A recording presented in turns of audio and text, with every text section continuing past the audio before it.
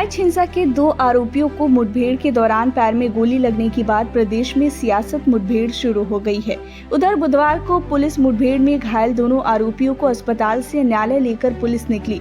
आशंका है कि न्यायालय में पेश कर पूछताछ के लिए आरोपियों का रिमांड पुलिस ले सकती है। मुठभेड़ का एक वीडियो सोशल मीडिया पर वायरल हो रहा है, जिसमें मुठभेड़ में गोली लगने के बाद बदमाश खुद कह रहे हैं कि उनसे गलती हो गई, उनके पैरों में गोली लगी है, उन्हें भर्ती कराया गया है। उनके नाम सरफराज और तालिब है। योगी सरकार बड़ी कार्रवाई की तैयारी में जुट गई है। मकान पर लाल निशान लगाए जाना इसका प्रमाण है। गलत काम कर रहे हो तुम, पुलिस के ऊपर हमला कर रहे हो। हम लोग देखो तो नहीं करेंगे, कभी गलती नहीं करेंगे। क्यों गोली चला दी है पुलिस के ऊपर? सर हम लोग भागना चाह रहे थे कि फायर करके ये सब गलत है ना? गलती वहाँ की अपराध करो फिर दूसरी अपराध कर रहे हो। गलती हो गई सर। हम लोग प्यार से लेके आ रहे थे, इतना भरोसा नहीं था तुम लोगों पर, किस तरह करोगे? आपको बता दें कि एनकाउंटर पर समाजवादी पार्टी के राष्ट्रीय अध्यक्ष अखिलेश यादव ने कहा है कि बहराइच में हुई हिंसा यूपी की भाजपा सरकार की असफलता है। उन्होंने बहराइच हिंसा के आरोपियों के एनकाउंटर पर भी सवाल खड़े किए हैं। अखिलेश यादव ने कहा कि इस सरकार में एनकाउंटर नहीं, हत्याएं हो रही हैं। बिना नाम बताए पता चल जाता है किस समुदाय से जुड़े लोगों का एनकाउंटर हुआ है। सपा की सरकार बनने पर हम सभी मुठभेड़ की जांच कराएंगे।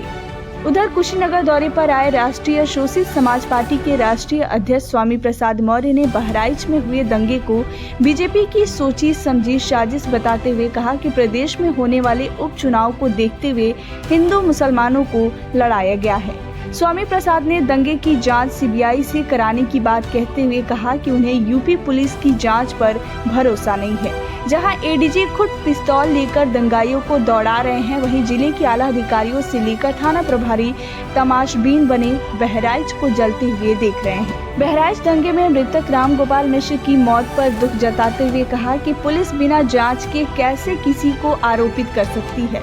मृतक को गोली कैसे लगी, किसके रिवॉल्वर से चली, ये सब जांच का विषय है। यूपी सरकार के मंत्री व सुहलदेव भारतीय समाज पार्टी के अध्यक्ष ओम प्रकाश राजभर ने कहा कि जब पुलिस पकड़ने जाएगी और कोई पुलिस के ऊपर गोलियों की बौछार करेगा तो पुलिस जो है उसको माला पहनाएगी या फूलों की वर्षा करेगी। अगर वो हरकत करते हैं तो पुलिस की तरफ से फायरिंग होती है, वो चाहे मरे या जिंदा या मुर्दा उनको पकड़ना है। अपराध अगर करना है तो अंदर जमीन के रहना पड़ेगा या ऊपर जाना पड़ेगा या जेल में। जिस तरह से 7.5 साल से कानून चल रहा है प्रदेश में, उसी तरह से व्यवस्था रहनी चाहिए। इस नाते तौर में गोली मारी गई है कि उनको पकड़ के और सबक सिखाया जाए। अभी तो गोली लगी है और कुछ लगेगा। देश की पुलिस को बिगाड़ दिया है। उत्तर प्रदेश की पुलिस को बेहतर करने के लिए डायल 100 से लेकर के और सुविधाएं दी। कई कार्यालय इन पुलिस के पास नहीं थे, वो कार्यालय दिए। कई इंफ्रास्ट्रक्चर के काम किए सरकार ने। लेकिन जो पुलिस का तरीका हो गया है, जब कभी भी जांच होगी, बहुत से दोषी लोगों के खिलाफ कार्रवाई होगी, जेल भी जाएंगे। और आपको तो वो दिन भी याद होगा जिस समय अखबार में निकला था, इसी प्रदेश के, इसी सरकार के सबसे पहले डीजीपी, उन्होंने कहा कि ये पुलिस जो आज इनकाउंटर कर रही है, कल इनके साथ कोई खड़ा नहीं दिखाई देगा। जो इनकी सरकार के पहले डीजीपी हों, वो इन पर सवाल खड़ा कर रहे हों कि ये जितने भी इनकाउंटर हो रहे हैं, इनकाउंटर नहीं है, ये हत्या हो रही है। इसीलिए उन्होंने कहा कि जो लोग ये हत्याएं कर रहे हैं, एक दिन ऐसा आएगा जब इनके साथ कोई खड़ा नहीं होगा। और मुझे सुनने में यहाँ तक आया है, आप बेहतर बताना इस बात को, कि जिस व्यक्ति ने पहला वीडियो वायरल किया उस प्रोसेशन का, उस पत्रकार के हाथ या पैर में बहुत चोटें आई हैं। उसमें बीजेपी के लोगों ने उसे बहुत मारा है। अगर बीजेपी के लोग पत्रकार को मार रहे हैं या बीजेपी के लोग पत्रकार को जेल भिजवा रहे झूठे मुकदमे में, तो समझिए क्या छिपा रहे हैं। कुछ तो छिपा रहे हैं ना। बड़े पैमाने पर सैकड़ों की तादाद से भी ज्यादा पुलिस के रहते बहराइच में आग कैसे लगी,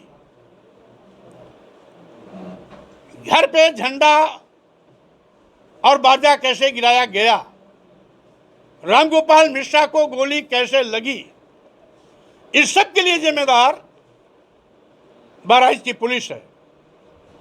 लोग नंगा नाच करते रहे,